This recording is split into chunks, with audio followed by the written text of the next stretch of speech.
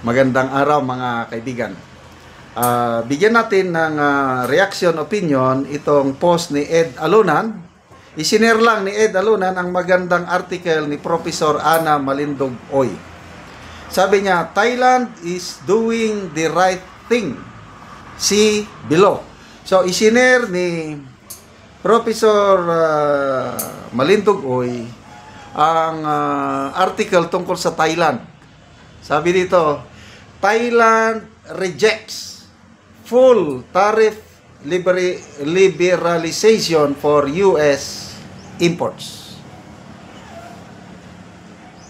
Nakikipag-negotiate sila with the US kasi ang ipinataw na tarifa ng US government sa Thailand is 36%. Mataas, ano? Sa atin, 20%.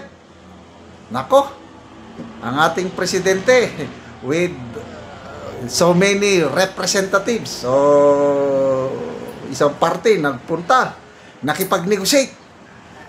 Very significant daw na achievement. Significant. Dahil naipababa nila ng, ng 1%. Kaya yung 20 naging 19 plus zero tariff ng American products. Okay? Ang laking kaibahan sa Thailand. Ayaw nila ng zero tariff for US export to ano. So ongoing pa ang kanilang negotiation. Hindi kami papayag, sabi ng Thailand government. So, ang Thailand government ngayon, tinawag nilang Team Thailand. Nagpadala lang ng counter proposal nila, ito ang gusto namin. So, hinihintay ngayon ang response ng US government. Para ang Thailand government, sasagot na naman. Ang deadline nila is August 1. 2025 sa negotiation.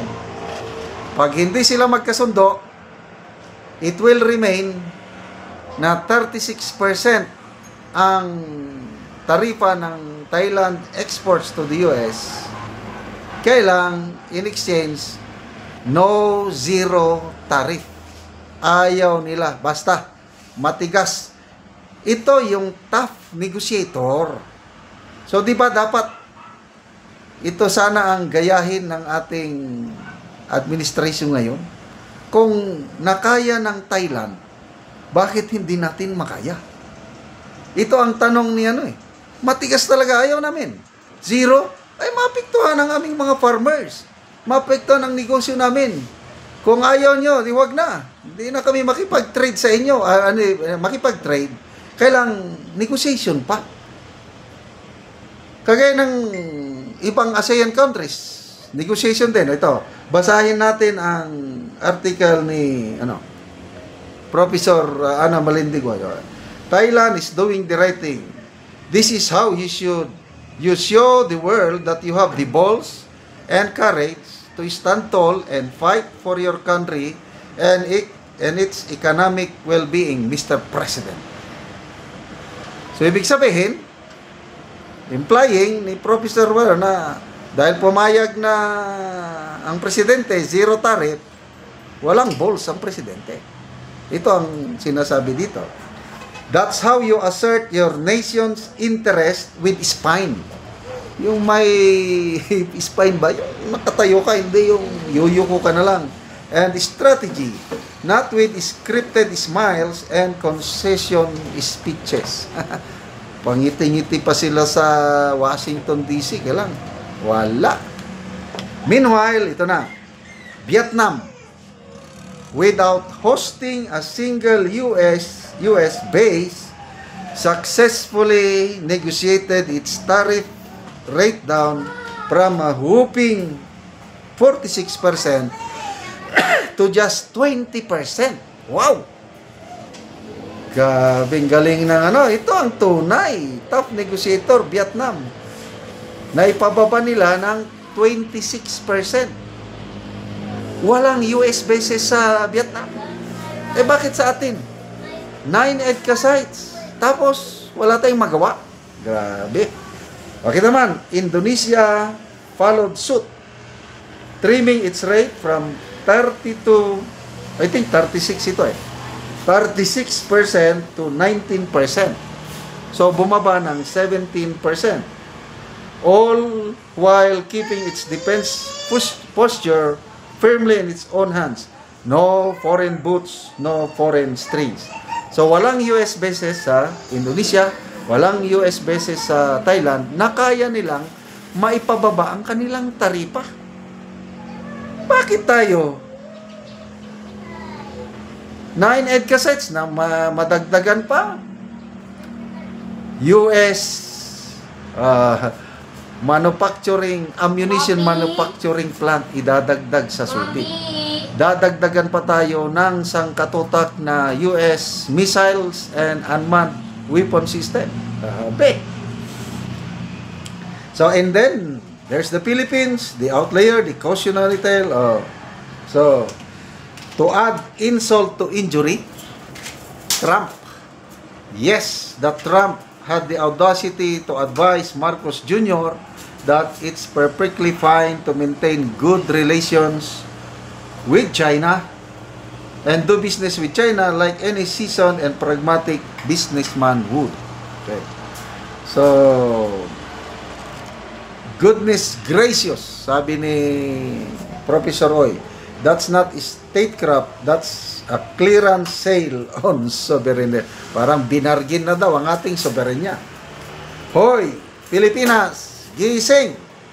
While our neighbors are bargaining hard, we're busy bending over backwards and calling it diplomacy. Seriously. Eh ano daw significant achievement daw yun, yung 1%. Magbasa tayo sa mga comments, ha? Comments. Saan ang mga comments?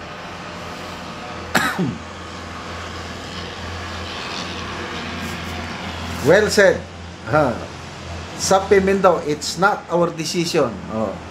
Anong palusot ng presidente? Nung tinanong, bakit siya pumayag? Hindi ko naman decision yun. Tanongin nyo sa US, bakit sila nagpataw ng ganon? Eh, paano ka maging negotiator? Grabe. Yan. Define top negotiator. Victor Piansay.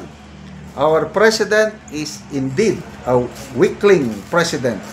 He got the butt but do not have the balls to negotiate. Okay, salamat mga kaibigan sa inyong pagsubaybay sa ating channel. Nakakatulong kayo ng malaki sa tribong Talandig ng Bukidnon dahil ang income sa channel na ito is pantulong sa tribo.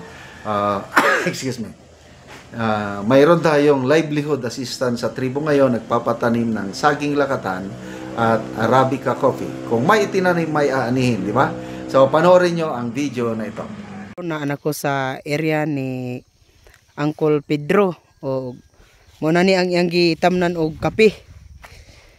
So, kining iyang kape, 350 ni. So, luag-luag yun ang iyang area. So, nakapalibot ni siya. Nga iyang tarom nga kape. So, muna ni ang gihatag na mo sa iyaha nga tag 25 pesos ang kada usa ani nga kape. Sa among pagpalit. Nindot yun kayo nga kape. 350.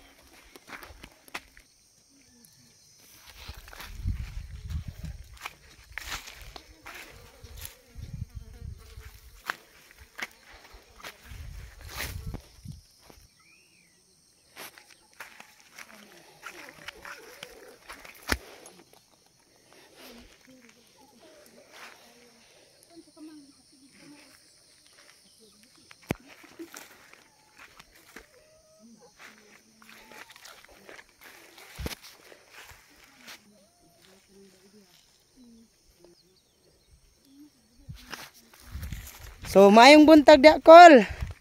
Mayong buntag. So, pasalamat ko sa Diyos na